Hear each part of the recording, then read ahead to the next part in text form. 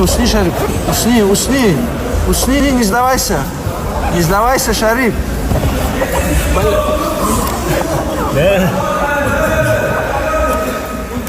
Не снова. Как не дает, смотри, как ты. Вчера говорил, что ему никто еще не делал. Islam Makhachav is huge. I mean, that guy, how he makes 155 is, I don't understand it. Every time I stand next to him, like, how are you 155? How much do you think he walks around? He's got to be 190-ish, in the 190 range. He's got to be. That's what he looks like to me. I never saw him in a person. Yeah, he's thick. He's thick and big. He's not a 155-pound man. Joe Rogan just reacted to Islam Makhachav getting back into training mode, and this time, it stirred up talks about a possible showdown with Ilia Topuria. While nothing's been confirmed, the idea alone is enough to get the MMA world buzzing. Islam, the reigning lightweight champion and arguably the pound-for-pound king, doesn't just train casually when he's in camp. It means something's brewing. Michelangelo sculpted him. He's so big. He's so strong, so good. What does he weigh? What does he weigh like normal? Like right now, if you called him up, what do you weigh, brother? What would he say? I would say at least minimum like 185, 190. The fuck out of here. He's 210 pounds. No, Islam. That guy's 250 pounds. His strength feels like 250 pounds. That's what I hear. But that's the thing with them. They're always training. No matter what they're doing, they always at least run once a day or grapple. So he's losing roughly 30 pounds to make 55? From the start, I would say. Yeah. He's big. That's about as big as you can get and keep doing that. That's big. Yeah. And he's an original, we'll give him that. But it's going to be Islam Makhachav, and it's going to be an International Fight Week. Of course, this is all speculation. We don't know about this, but we do know a camp. Islam is entering that zone again. Whether this means a full camp has officially begun is still up in the air, but the timing has fans talking, especially with Ilia Topuria also keeping things quiet on his end. The speculation is growing fast. Could this be the early signs of something big or just routine training? No one knows for sure, but when someone like Islam gets serious, the MMA world pays attention. One thing we do know is that Ilia's already in camp, the man's training, and something's cooking. And according to respected Spanish journalist Alvaro Colmenero, Ilia will be fighting at International Fight Week for a title. So naturally everyone's thinking, is it Islam? But behind the scenes, there's a lot more drama than just a rumored headliner. Ilia Topuria has to be on International Fight Week. They got to figure this out, in my opinion. They've got to figure it out. They can't take two L's here. They can't take two L's here on Ilia, Islam, and come on. It's got to be the showcase for him. It has to be. They put Conor in that spot. They put Izzy in that spot. They've always tried to put the guy in that spot. Does anyone? Islam versus Ilia to me is very close to Jones versus Aspinall in terms of fight that the world wants to see and that I want to see and that we all want to see. It's massive. But Ilia versus Charles ain't that bad. Ultimately, you have Ilia there. I think that Ilia versus Islam is a no-brainer. Ilia versus Charles is bigger than Khamzat versus DDP, is bigger than Khamzat versus Caio Borralho. Do you guys agree? Definitely the Caio fight, and more than likely the DDP fight, because when I was gonna say when it comes to star power, the star power drop off from Islam to Charles is not much, man. Like Ilia Topuria has to be on International Fight Week. That's not just hype. That's the general consensus from fans and even the MMA media elite. UFC 303's chaos already put a dent in the company's image, and missing another opportunity to showcase one of their rising stars. That's not just a mistake. That's a double loss. You can't fumble the bag twice with a talent like Ilia. Historically, the UFC's always treated International Fight Week as the crown jewel. Think McGregor, think Adesanya. They're not just throwing names on a card, they're creating moments. So if you've got a guy like Ilia, unbeaten, champion, and with real global appeal, you have to capitalize. Whether it's Islam or Charles, the UFC needs to make him the centerpiece. Now let's talk options, and here's where it gets juicy. Whereas Islam and Charles are massive. I mean, you could make the argument that Ilia Topuria, like, is he the B-side in either of those fights when it comes to star power? Charles and Islam? At the moment, I would say yeah. Yeah. Like, he could be the B-side. His ceiling is limitless. The ceiling is limitless at the moment. Like, if he could, if he beat Islam, like we don't even like the conversation's over at this point. He's the biggest thing the UFC's got by a country mile. I'd almost like at that point start thinking about like, is he entering McGregor territory? But I do think like right now Charles has more cachet, at least with the fan base. He's just been doing it longer. He's somebody who's been in their lives for that long. And I would not have it above DDP and Hamzat, but I would have it above nearly anything else. I think that's one specific matchup that gets there. But outside of John and Tom, Ilia versus Charles and Ilia versus Islam are... Islam Makhachav versus Ilia Topuria. That's blockbuster stuff. Fans want it, fighters are teasing it, and analysts are practically begging for it. It's the kind of matchup that has that John Jones versus Tom Aspinall energy. Two elite-level athletes, both with something massive to prove. But what if it doesn't happen? Then enters Charles Oliveira, and while it might seem like a consolation prize on paper, it's really not. Charles brings just as much excitement, if not more, especially for the casual fans who've watched him climb back from the shadows to become a household name. Between Islam and Charles, the drop-off in star power is almost non-existent, maybe a hair's breadth, and stylistically, Ilia versus Charles would be chaos in the best way. As good as you can possibly do. How do we get to Ilia? I think this. How do we get to Ilia versus Charles? Basically, we get to Ilia versus Charles if A, JDM wins. Okay. Right? Then I think Islam is gone. Islam has talked about how, the weight cuts have been a little extreme. I personally think there's one fight left for him at 155, and it is Ilia. But you could also offer the excuse of, or the retort, the rebuttal that, hey, like, you can keep saying that. There'll be another guy. He really has done it all at 155, especially as of late in terms of defending the title and taking on all comers, including the featherweight champion twice. So, as we said, they're either going to wait till May 10th or they'll say, like, we need a main event. The same way they needed a main event for Miami, they needed a title fight for Miami. They got the belt off of Ilia. They could do the same with Islam. So does that mean it would be for a vacated title? Yeah. I'm into that. I don't believe for a second. Here's what I feel is, and maybe I'll regret this one. The next time we see Ilia Topuria fight, it is for an undisputed title. Okay. The question is it going to be against for a...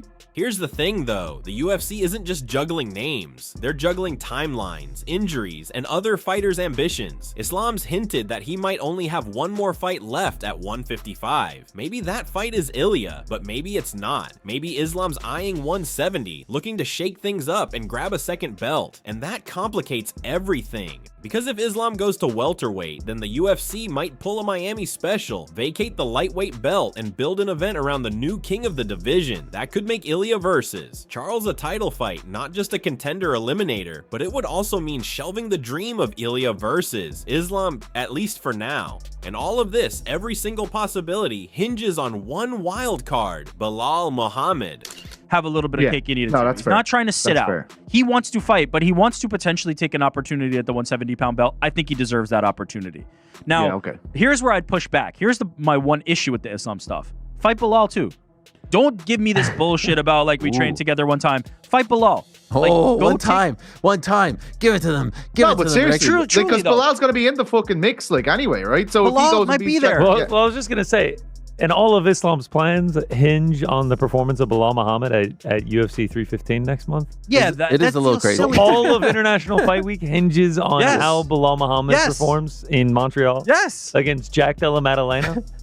But I don't think Islam Makhachav is going to wait around on the sidelines in the hope that Belal Muhammad is going to lose his fight and then go up to 155. Khabib Nurmagomedov knows Belal very well. So does Islam Makhachav. And they just came out and they said, Belal's cardio is the best they've ever seen. He weaponizes it in a very impressive way. And that's what he does. He pushes the pace. He goes forward. The boxing's improving all the time. Ragdolled Leon Edwards over 5 rounds. Yeah, Leon had a bit of success, but he looked so much better. And you got to think he's got a good possibility of doing the same thing to Jack Della Maddalena. And I don't think those boys, talking about Khabib and Islam, are going to bet against him, which is what they would be doing if they were to sit around and wait for Jack Della Maddalena to arrive as an opponent. As Michael Bisping put it, somehow, some way, Belal Muhammad's performance at UFC 315 against Jack Della Maddalena could reshape International Fight Week entirely. If he wins, Islam might stay put and defend the belt again. If he loses, Islam's likely bolting up to 170 and the lightweight title gets tossed into the chaos pile. So now the UFC's stuck in this weird limbo. They're waiting on May 10th. They need a headliner. They can't risk another soft card. And most importantly, they can't keep Ilia waiting on the sidelines. He's not just a rising star anymore. He's the guy. Won't fight each other. I get it. I'm okay with like the respect of this.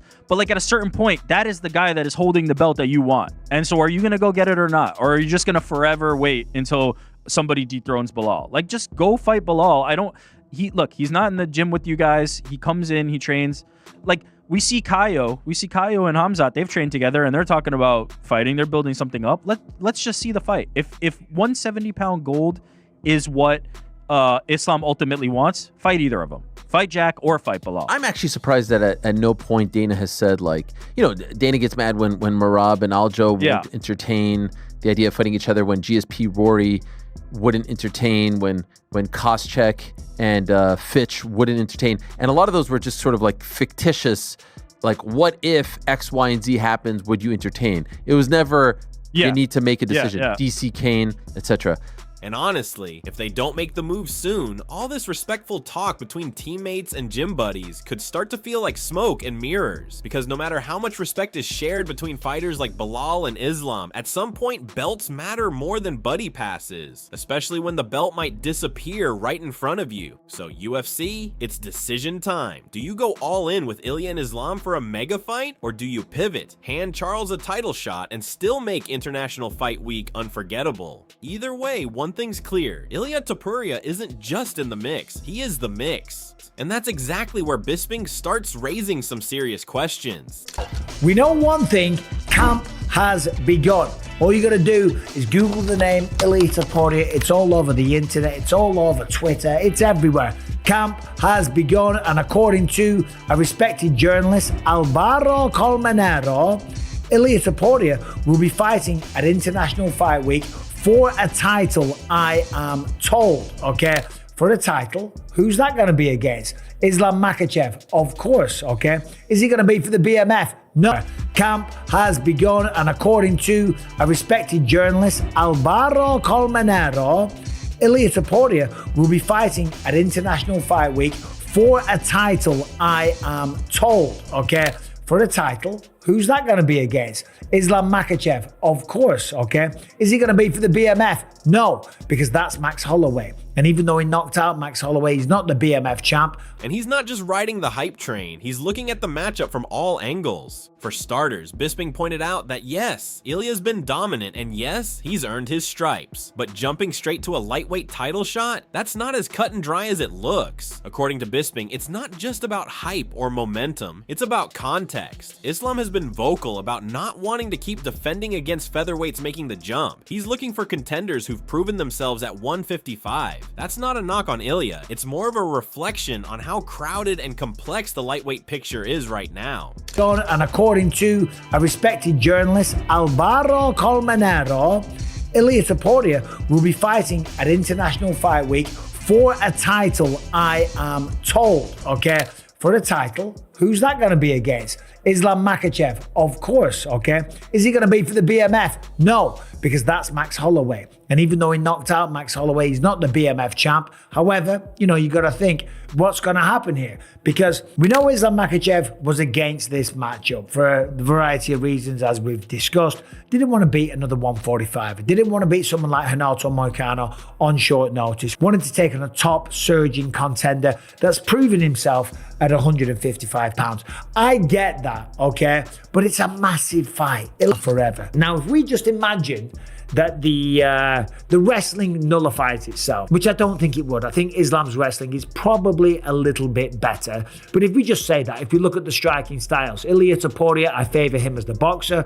Islam Makhachav, he's got some nice little kicks, just as Alexander Volkanovski, right? But the problem is with Ilia Topuria, with that boxing style, he's very, very heavy on that lead leg. So you're going to look for Islam Makhachav to chip away with calf kicks, try and keep him at bay with Ilia being the shorter guy, then bring the kicks upstairs, use straight shots, then mix in the takedowns. I don't know who would win because both of these guys are absolutely incredible. So, and speaking of complexity, Bisping also mentioned something that often gets overlooked. Styles make fights. He's been pretty vocal about how Ilia's forward pressure and crisp boxing could be a problem for Islam if Islam doesn't establish his grappling early. But at the same time, Bisping thinks Ilia might be biting off more than he can chew, especially if Islam starts chopping at that lead leg early and turns the fight into a wrestling-heavy grind. What's more, Bisping questions whether the UFC might be rushing this just to capitalize on Ilia's hot streak. In his view, if you're going to book a fight of this magnitude, it can't just be about a viral camp video or one big knockout. It's got to be about timing, merit, and legacy.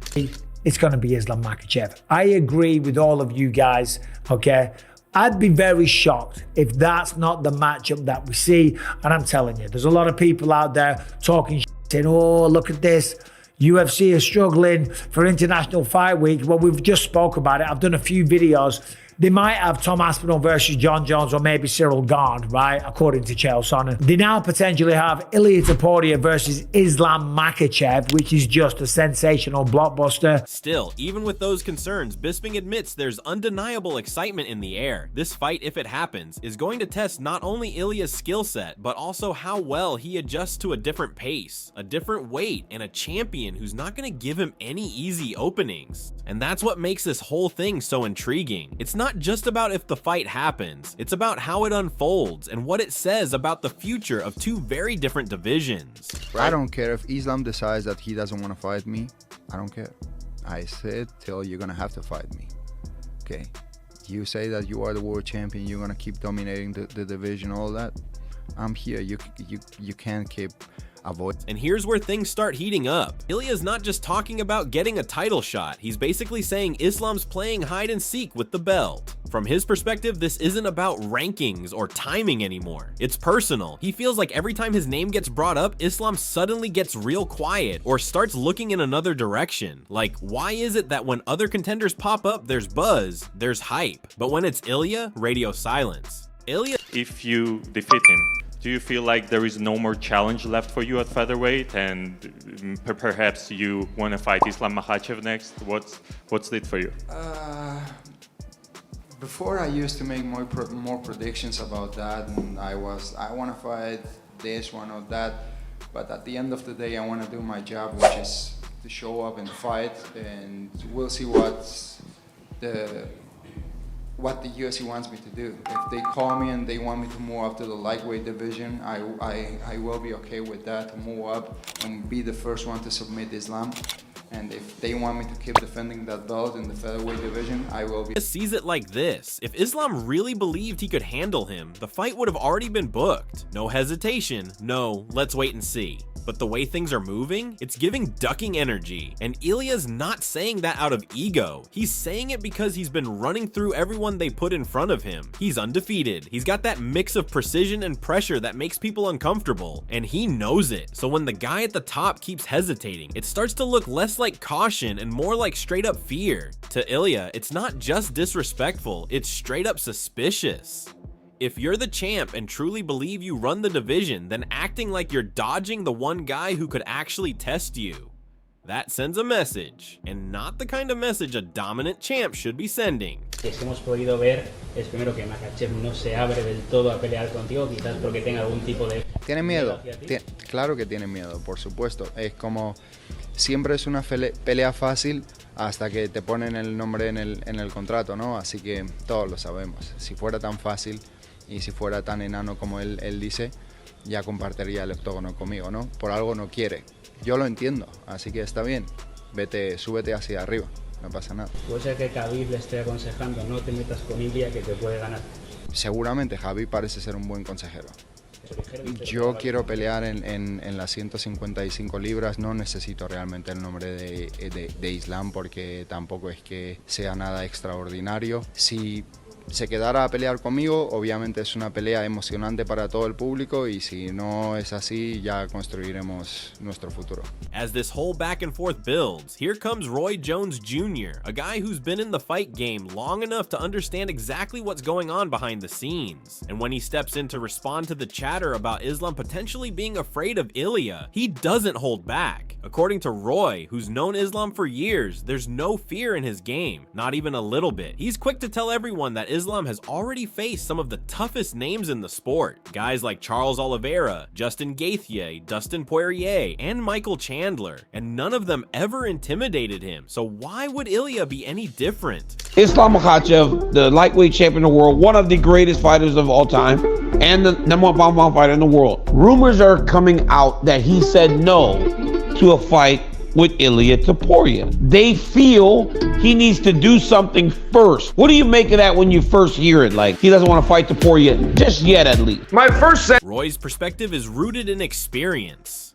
Fighters at the top level don't think in terms of fear the way fans might expect. They're not stepping into the cage with a sense of dread or panic. They're focused. They're calculating. For someone like Islam, facing off with Ilia is just another challenge to overcome. But for Ilia, hearing Roy say this could feel like a slap in the face. It's one thing for a fellow fighter to say, hey, we're all just competitors here. But when that message comes from a legend like Roy, it could almost feel like being brushed off as just another name in a long list of opponents that Islam has already handled with ease. But here's the thing, for Ilia, this is about more than just another fight. It's about establishing himself as the next big thing in the division. So when someone like Roy tells the world that Islam's not scared, it's not just a challenge to his potential. It's an invitation to show exactly why he's the fighter to watch. It's fuel to the fire. Ilia's not backing down. He's hungry, and hearing things like this could be exactly the push he needs to step up his game and prove once and for all that he belongs at the top.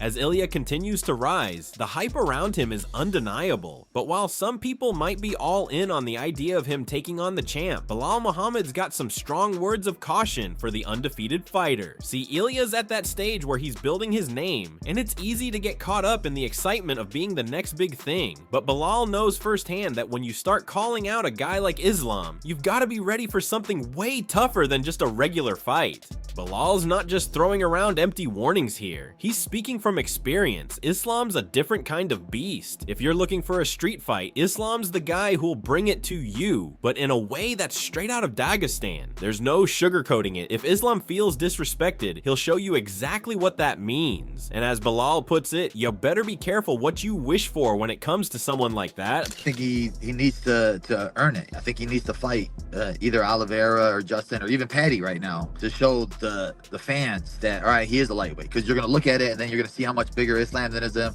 And then there are people are going to say the same thing that what happened when Islam beat Volkanovski. Oh, well, you just beat a 45er. That's all you did. He's smaller. Look at his... But Belal isn't just talking about danger, he's also talking strategy. He's pointing out that there are plenty of other top guys in the division that Ilia still needs to face before jumping to Islam. Getting hyped up and thinking you're ready for a fight with the champ might sound tempting, but there's a lot more to it. Islam's not someone you just step in the ring with without understanding the level of discipline and danger involved. While Ilia might have the spotlight now, he's gotta stay grounded and realize that with the kind of pressure Islam's putting on the division, it's gonna take more than just skill to handle him. So while Ilia's getting all this hype and attention, it's crucial to realize that stepping into the octagon with Islam isn't like any other fight. It's a different kind of battle, one that requires more than just skill. It's about surviving a whole new level of toughness and mental strength. That's the kind of warning Belal's throwing out there, and it's one Ilia might want to seriously consider before charging ahead. In a hypothetical fight against Islam, how do you see that fight going? If it goes to the ground, do you feel confident that you could out-grapple him, or would you try to keep it standing? And my mindset is always the same. I'm always looking to achieve things that no one could. So someone could submit him, I will be the first one to submit him. Any specific submission? Now I heard some love from some idiots, but it's gonna happen. So after all the call-outs, warnings, and back and forths, what happens if this fight actually goes down?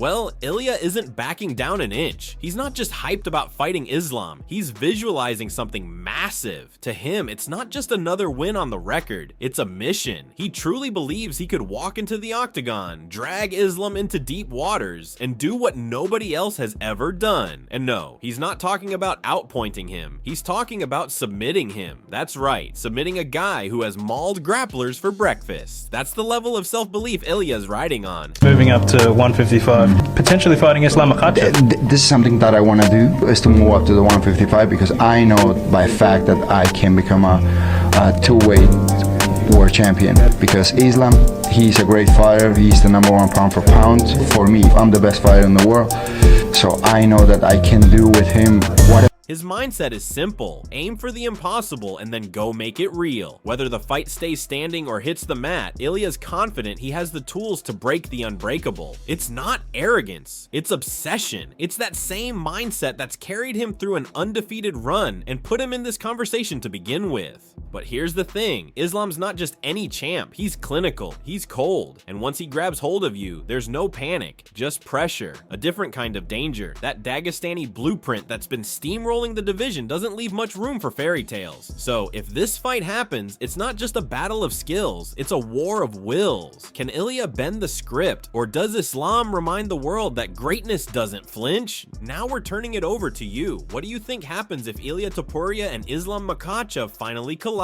Is Ilia about to shock the world and shake up the lightweight throne? Or is Islam just built different? Let us know in the comments below, because this one's not just a fight, it's a storm waiting to happen.